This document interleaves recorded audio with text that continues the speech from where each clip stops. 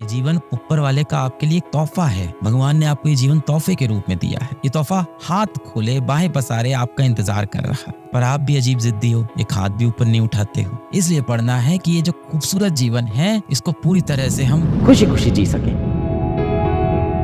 देखो, भगवान श्री कृष्ण ने भी अर्जुन को यही बोला था। महाभारत के समय भगवान श्री कृष्ण ने अर्जुन को यही बोला था कि हे अर्जुन, जिन लोगों को तू समझ रहा है कि तेरे मृत्यु के बाद ये जी नहीं पाएंगे, ये हाँ तेरे मृत्यु के बाद ये रोएंगे, दुखी रहेंगे, पर कुछ समय पश्चात ये तुझको भी भूल जाएंगे। ऐसी ही मेरी माया है, दुनिया की माया ऐसे ही। तो आपके लिए अच्छा होगा कि ऐसे लोगों से अब आप पीछा छुड़ा लो जी।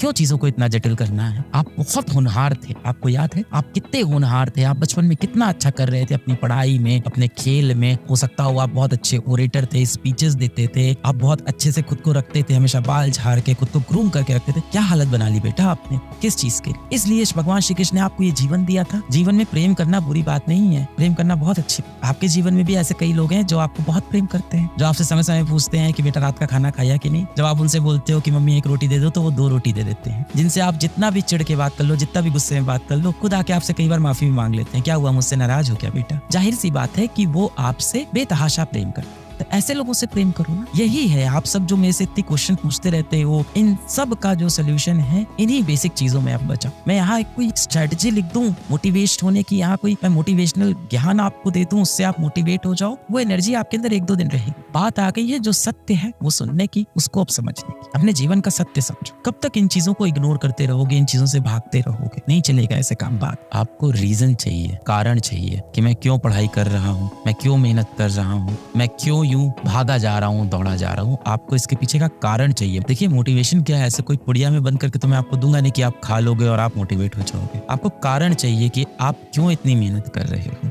आप क्यों यूं तेजी से दौड़े जा रहे हो। और वो कारण ये है बेटा कि ऊपर वाले ने आपको सबसे खूबसूरत चीज बनाई है, जो है इंसान। आपको इंसान बनने का मौका मिला है, मनुष्य बन के आप पैदा हुए। आने वाला जीवन बेहद खूबसूरत होने वाला है, बेहद खूबसूरत होने वाला है। मेरी बात समझो, बिल्कुल टेंशन मत लो। आप ही से बोल रहा हूँ, तुम ही से बोल रहा हूँ, टेंशन मत लो। आप हो जाएगा सिलेक्शन, डेफिनेटली हो जाएगा, डेफिनेटली हो जाएगा। तुम्हारे लिए ही वो सीट रखी हुई है। सवाल सिर्फ इतना है, क्या तुम उस सीट के काबिल हो? अगर तुम उस सीट के काबिल हो तो वहां तक तुम पहुंच जाओ। नहीं भी मिली वो सीट तो परेशान मत होना। ये जीवन बहुत खूबसूरत है। ये जीवन ऊपर वाले का आपके लिए एक तोहफा है। भगवान ने आपको ये जीवन तोहफे के रूप में दिया है। ये तोहफा हाथ खोले बाहें पसारे आपका इंतजार कर रहा है, पर आप भी अजीब जिद्दी हो, एक हाथ भी ऊपर नहीं उठाते हो। तो आपको हाथ अपनी तरफ से ऊपर उठाना।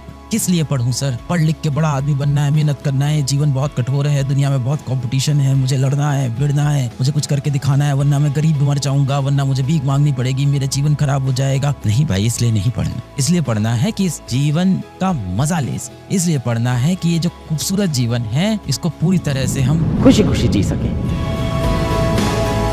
खूबसूरत है वो लक्ष्य, बाहें खोल के आपका इंतजार कर रहा है। आपको सिर्फ हाथ बढ़ाना है। इतने काबिल बनो कि आपको किसी की आस ना रहे। जिंदगी में इतनी मेहनत करो कि आपके भविष्य में कोई काश